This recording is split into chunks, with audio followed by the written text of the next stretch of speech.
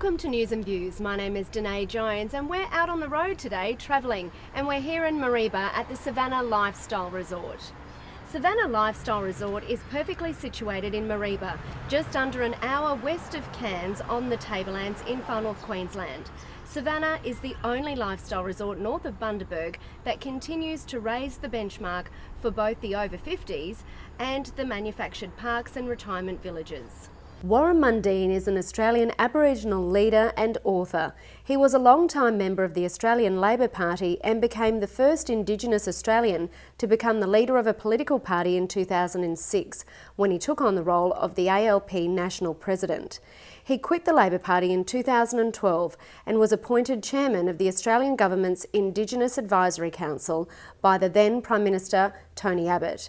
He was later removed from the position under Prime Minister Malcolm Turnbull when the Advisory Council was dissolved. He comes from a family of 11 children and is the father of 7 of his own. He is a proud member of the Bundjalung people, the traditional owners of country covering much of coastal northern New South Wales. Warren Mundine, welcome to News and Views. Oh, thank you. Pleasure to be here. Now, today you're in Mareeba, launching the clubhouse here at Savannah Resort. What's the significance of this for you? The significance is about Aboriginal Australia. So we come up here, we saw the Savannah resorts people donate to the hospital here, the Mareeba Hospital, which is very much needed in regard to their beds that they're putting in for mums and dads so they can stay overnight with their kids and that. And also here now at the resort here, where they're having the Savannah Club, where you've got entertainment, you have fun, you have a whole heap of stuff going for all the retirees and that. So, this is great to see in regional Australia. And so what did you think about it today? Ray Martin, when we were talking to him before, said that you guys were thinking you might book in, but then you said, there's that many activities, I might actually get worn out, so it might be too much for me. Oh, that's because it's okay for Ray. He likes the over 80s. Me, I like them under 80, and so the activities will be a bit more strenuous on me. Cut!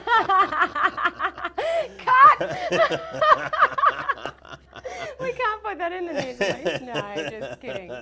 And so what's it been like today? It's been quite a celebration, hasn't it?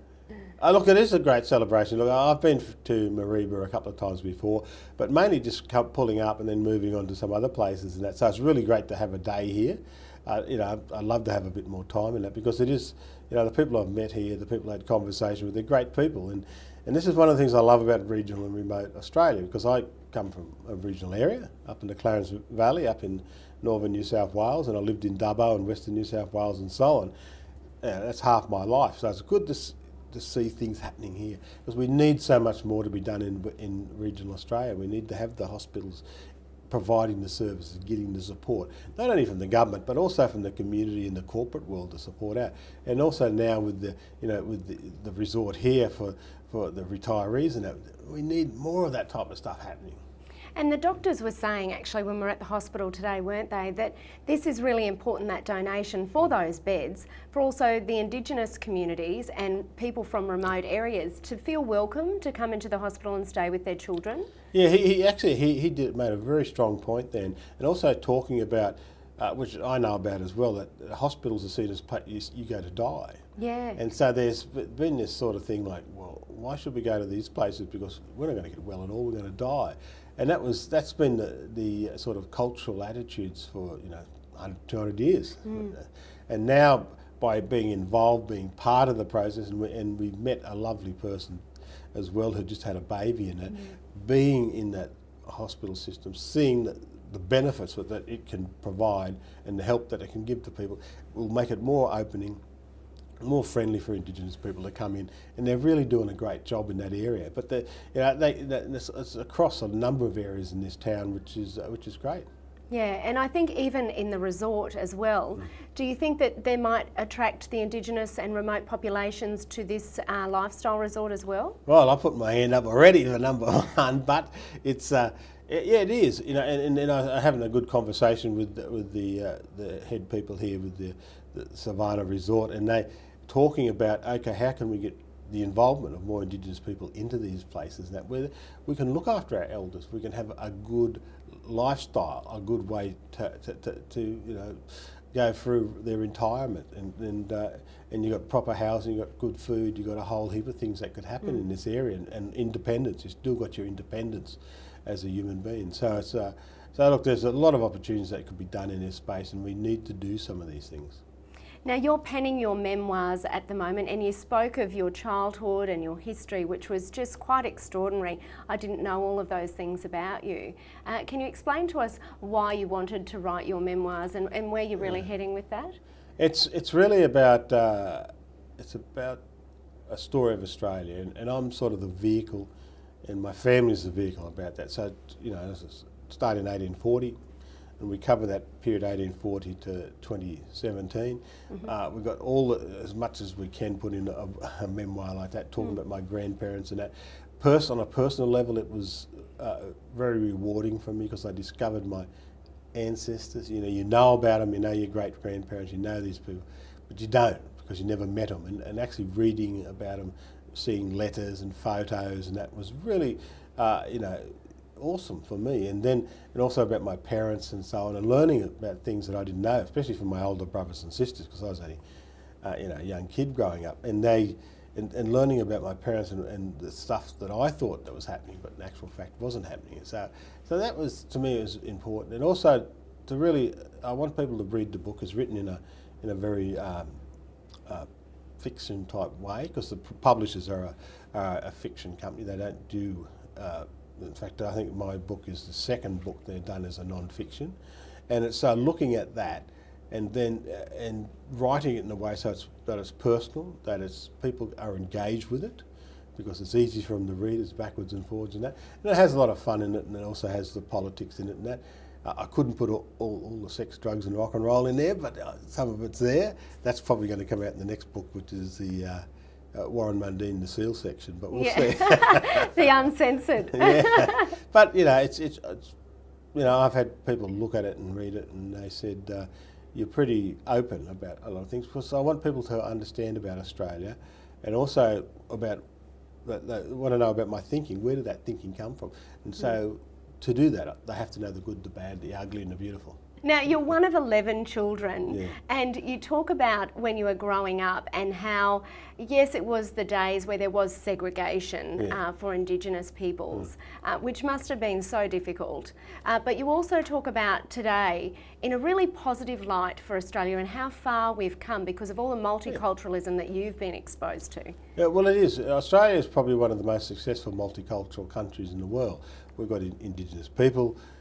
We got the British institutions, the British that have come here, the Scots, the Irish, the Welsh and English and that. And we've also got a lot of people that come from the old British Empire, British Commonwealth, from Africa, Asia and other places. And of course, after the Second World War, we had all the refugees come out here, the Italians and the Greeks and the Eastern Europeans and so on.